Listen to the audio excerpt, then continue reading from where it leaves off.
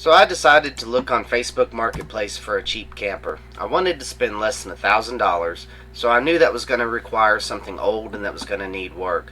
A lot of campers in that price range are not very good. Most of them, the roofs are caving in, the tires are gone. I had looked at a few, and by the time I got them roadworthy and safe and rebuilt, I could buy a more expensive camper. Well, ultimately, I ended up settling on this camper I'll show you here. This is what I ended up with. It's 1973. It's built on a Dodge Sportsman. It's got the 360 with the 2-barrel carburetor in it. The interior is pretty much gutted. It did have all of the appliances in it. It ran and drove. I drove it home. So to begin the journey of getting this thing home, the interstate was much shorter than the back way. We took the interstate to go up there and get it. Driving it home, though, I drove back roads. This thing didn't have tags on it. Who knows how long it had been on the road. I had no familiarity with it. I did not really want to be on the side of the interstate broke down. So we took the long way back. It took quite a while. It was a little over 100 miles. And being nervous on the vehicle, first time on the road with it, I drove pretty slow. So it probably took two and a half hours to get it home. On the way back, I did have 2 breakdowns. Basically, there was a problem with the charging system, so it was just running off the battery and the alternator was not charging the battery. So that was a little bit of a problem getting it home, but with jumper cables and a little ingenuity, we made it. When I first got this, I noticed that the alternator looked relatively new and that it had been replaced recently. The previous owner did tell me that there was a charging issue. He told me he replaced the alternator and the voltage regulator. Based on the condition of them, I believe that to be true. But it would not charge the battery while it was running. So I checked voltage at the back of the alternator, and I was getting voltage there. While I was tracing it back, I ended up determining that the voltage problem was from the original isolator that was on the unit. It was not sending voltage through it. I lost the voltage when I was checking it with a multimeter there at the isolator. So basically what I did, it's not very elegant. I just bypassed it. I ran a bolt connecting the wires together. It doesn't touch anything, and it's not even close to grounding out. I probably do need to insulate it and make that a little bit better, but it works for now. When I first got this, the brakes were a little soft on it. They did require a good pump to get full braking force. After driving it a few times, the brake issue quickly escalated to the point that it was not at all safe to drive. Ended up replacing the brake master cylinder on there. It's actually a replacement that's only been on there for a couple days, and I see it's already starting to get rusty. But the brakes are stopping, and it's perfectly safe to drive now. Someone had decided to paint this zebra color scheme on here. There is a little bit of overspray on there, and it needs a good bath. So that kind of sucks, but I might do something with the paint eventually. It probably won't be much more than a rattle can paint job, but I did replace the gas cap. The original gas cap that was on it was a rag stuffed into it, so I changed that fairly quickly. The back tires were okay. The front tires were very bad. You can see in these pictures here, they're extremely dry and cracked. The date code on them was from '96. I did end up finding some replacement tires on Walmart.com for about $85 a piece. Behind this door we have the propane tanks. It's set up in a dual configuration. I probably don't need both tanks in there, considering the stove is the only thing that's going to run off of these. However, I can definitely pull one of these out and put it in the heater if I need to. I actually did that last night when we ran out of gas. But this should be... I'm very happy with this arrangement. I was afraid when I got this it was going to have the old underside tank on it, and I knew the certification would be out. I've gotten kind of used to the propane exchanges. It's real easy just to take the tank in and swap it out for another one. So I was glad to see that it was already configured for the portable tanks, and it actually both tanks were actually full in it when I got it, so that was a bonus. Bathroom, I'll show it to you pretty quick. It's pretty nasty in there. Nothing's been done to it yet, but it's a wet bath.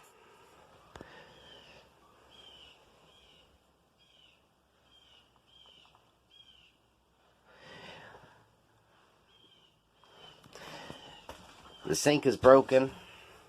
I don't know how well you can see it, but the drain has been pulled through. I'll need to figure out how to fix that. And it needs several gallons of bleach. Alright, here I'm showing a few pictures of what the inside looked when we first got it. It had pretty much been gutted. The appliances were put in a pile. And you can see there's been quite a bit of water damage on the inside.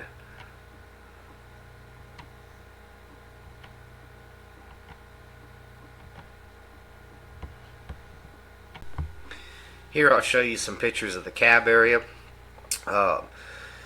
These gauges are really more of suggestions than I would use them for anything accurate. The fuel gauge seems to work. The temperature gauge does not seem to register anything. The oil pressure shows really good oil pressure.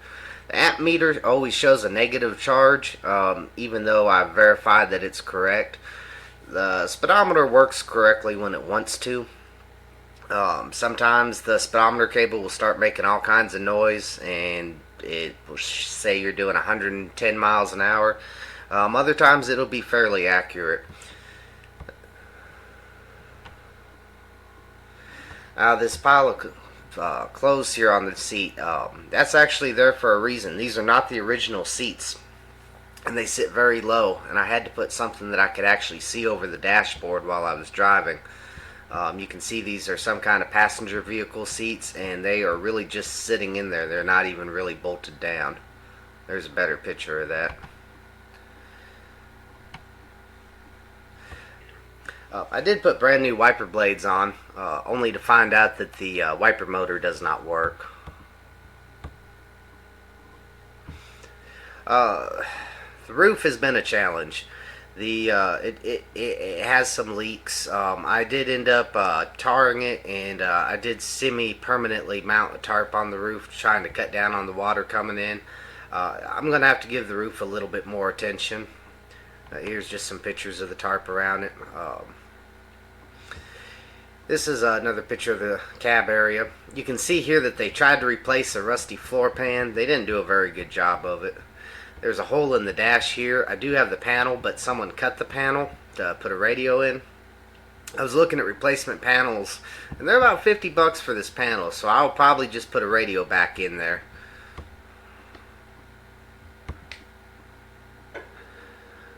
The floor is overall pretty solid. It's pretty dirty though.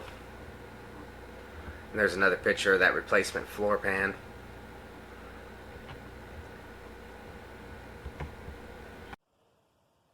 One of the first things we did was we repaired the floor.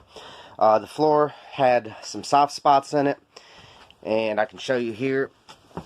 It had this really old linoleum on it. It was really dirty, really nasty. What I ended up doing, I figured the most cost-effective way to repair the floor was I just laid some subflooring down on top of the original floor. Then we put these peel and stick laminate tiles on here. We got a really good deal on them. We like the way they look. I'm a little curious to see how the floor ends up holding up over time due to no climate control while it's being stored. That might be a problem. But I still have a lot of tiles left. They'd be very easy to replace. I might try a different adhesive if I end up having a problem with them staying in place. But for now, they seem to be holding up fairly well. I need to clean the floor as I've tracked a lot of stuff in. So we have this counter area. Was able to reuse these doors that we found in here. I think it actually looks pretty good. We've got the original stove, and then I've got the fridge in here.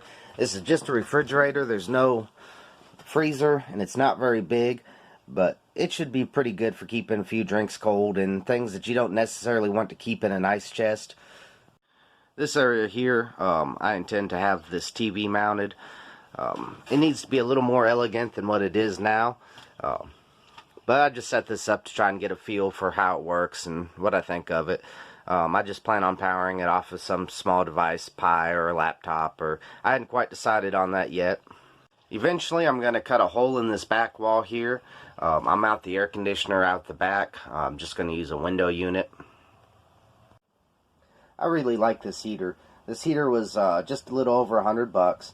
It's not technically rated for indoor use with people in there. It's a construction heater, but it does have a low oxygen shutoff, and it's a 70s motorhome. It's plenty drafty, and with the window cracked. I'm personally okay with using it. I wouldn't advise other people to, just because it's very clearly labeled on the box that you should not use this where you're at. It's, like I said, it's a construction heater. It's designed to keep construction areas warm. But what I like about it is it's relatively small, and uses a portable propane tank that you can just change out.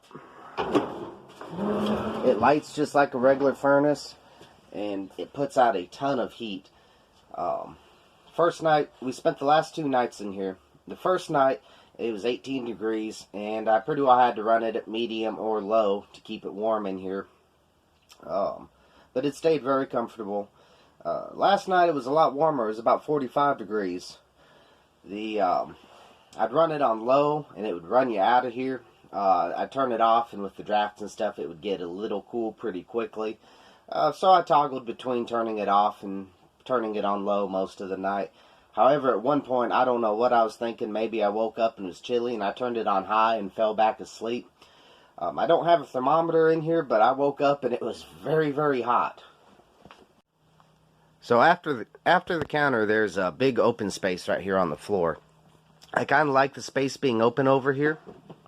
I do want to put a folding table and some chairs over there, just so that there's a place to sit and eat, work on something, or it'd be nice to have some kind of table solution over there. But overall, I wanted to keep the floor space available. It makes it a lot roomier in here. Plus, it's a good place for that heater to sit. Once it warms up, I can just take the heater out. So over here we have the bed. This is a couch and a bed.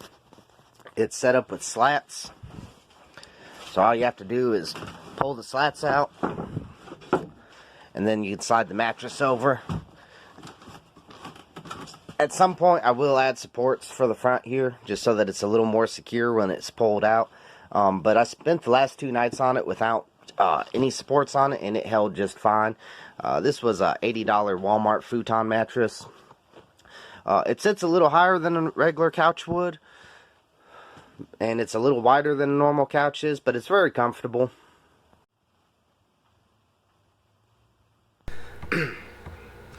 The cab over bed area I intend to set up for the grandkids to use when they go camping with us this summer. They're still pretty young. Probably need to add some kind of ladder system here. Make it a little easier for them to get up into, and maybe some kind of net or mesh to make sure they don't fall out. There's a picture of them. They're both pretty little still, but I think they'll have lots of fun camping. They almost seem to like to play in the cab area a little bit. And the problem with that, with this being a 73, there's no shift lock, and the steering lock doesn't lock from the key. So them playing up there could pose a problem with rolling away. So I think it'll definitely be important to block the wheels, set the parking brake, and maybe even throw a blanket over the steering wheel and controls when they're here, just to remove the temptation. So we'll go ahead and wrap this video up. I'll just show you a couple other pictures of the inside and some of the work that's been done to it. We do still need to figure out something for the countertops. Overall, gives you an idea of how much better it is than when we first got it. But overall, I don't think it's bad for a $600 camper. Anyway, I hope you enjoyed this video. If you did, please consider liking, commenting, and subscribing.